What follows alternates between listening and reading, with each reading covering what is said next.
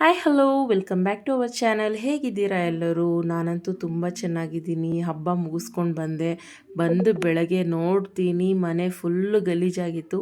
ಎಲ್ಲ ಕ್ಲೀನ್ ಮಾಡಿ ನಾನು ಇವಾಗ ಕ್ಲೀನ್ ಆಗಿ ಪೂಜೆ ಮಾಡೋಣ ಅಂತ ಕೂತ್ಕೊಂಡಾಗ ನನಗೆ ಒಂದು ವಿಷಯ ತಲೆಗೆ ಬಂತು. ನಾನು ಮಾಡೋ ಒಂದು ಟಿಪ್ಸ್ನ ನಿಮಗೆ ಹೇಳಬೇಕಂತ ಅನ್ನಿಸ್ತು. ಏನಿಲ್ಲ, ಯಾರ್ಯಾರು ಮನೇಲಿ ದೀಪ ಹಚ್ತಿರಲ್ಲ ಆ ಹಚ್ಚುವಾಗ ಈ ರೀತಿ ದೀಪದ ಕೆಳಗೆ ₹1 ಕಾಯಿನ್ನ ಇಟ್ಟು ಹಚ್ಚೋದ್ರಿಂದ ಮನೆಯಲ್ಲಿ ಯಾವುದೇ ಜಗಳ ಇರ್ಬೋದು, ಗಂಡ ಹೆಂಡ್ತಿ ಇರ್ಬೋದು, ಮತ್ತು ಮನೇಲಿ ಅತ್ತೆ ಮಾವ ಕಿರಿಕಿರಿ ಇರುತ್ತಲ್ವ, ಈ ಥರದ್ದು ಯಾವುದೇ ಒಂದು ಕಿರಿಕಿರಿಗಳಿದ್ದರೆ ಸ್ಟಾಪ್ ಆಗುತ್ತೆ. ಹಾಗೆ ಒನ್ ಆಫ್ ಮೈ ಸಬ್ಸ್ಕ್ರೈಬರ್ ದೀಪನ ಕಡ್ಡಿಯಿಂದ ಹಚ್ಚಬೇಡಿ ಅಂತ ಹೇಳಿದರು. ಸೊ ನನಗೆ ಆ ವಿಷಯ ತುಂಬ ಇಷ್ಟ ಆಯಿತು.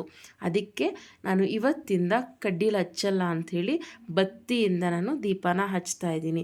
ಊರಿಂದ ಬಂದಿದ್ದು ಇವತ್ತೇ ಆಗಿದ್ದರಿಂದ ಹೂವಿನವ್ರು ಕೂಡ ಇವತ್ತು ಹೂವು ಹಾಕಿ ಹೋಗಿರಲಿಲ್ಲ. ನಮಗೆ ವರ್ತನೆ ಮಾಡಿಬಿಟ್ಟಿದ್ದೀವಿ, ವರ್ತನೆಯವರು ಬಂದಿರಲಿಲ್ಲ, ಹಾಗೆ ಪೂಜೆ ಮಾಡಬೇಕಾಯ್ತು.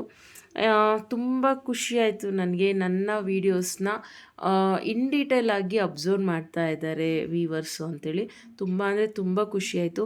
ಎನಿಹೌ ನಿಮ್ಮ ಸಪೋರ್ಟ್ ಹೀಗೆ ಇರಲಿ, ಹಾಗೆ ಹೆಚ್ಚಿನ ಸಬ್ಸ್ಕ್ರೈಬರ್ ಆಗಲಿ ಅಂತ ನಾನು ಕೇಳ್ಕೊತೀನಿ. ಯುಗಾದಿ ಎಲ್ಲರ ಬಾಳಲ್ಲೂ ಹರ್ಷ ತರಲಿ. ಹೊಸ ವರ್ಷ ಅಲ್ವಾ, ಎಲ್ಲರಿಗೂ ಒಳ್ಳೆಯದಾಗಲಿ ಅಂತ ಕೇಳ್ಕೊತೀನಿ ಈ ವಿಡಿಯೋ ಮೂಲಕ. ಹಾಗೆ ಇನ್ನೊಂದು, ನನ್ನ ವೀಡಿಯೋಸ್ಗೆ ಆದಷ್ಟು ಶೇರ್ ಮಾಡಿ, ಲೈಕ್ ಮಾಡಿ, ಹೆಚ್ಚಿನ ವ್ಯೂವರ್ಸ್ ಸಬ್ಸ್ಕ್ರೈಬ್ ಆಗೋದಕ್ಕೆ ಹೆಲ್ಪ್ ಆಗಲಿ ಅಂತ ಈ ವಿಡಿಯೋ ಮೂಲಕ ನನ್ನ ಪ್ರೆಸೆಂಟ್ ಸಬ್ಸ್ಕ್ರೈಬರ್ಸ್ಗೆ ಕೇಳ್ಕೊತಾ ಇದ್ದೀನಿ. ಇನ್ನೊಮ್ಮೆ ನಿಮಗೆ ಎಲ್ಲರಿಗೂ ಯುಗಾದಿ ಹಬ್ಬದ ಹಾರ್ದಿಕ ಶುಭಾಶಯಗಳು ಹೇಳ್ತಾ ಈ ವಿಡಿಯೋನ ನಾನು ಕ್ಲೋಸ್ ಮಾಡ್ತಾ ಇದ್ದೀನಿ. Thank you, bye.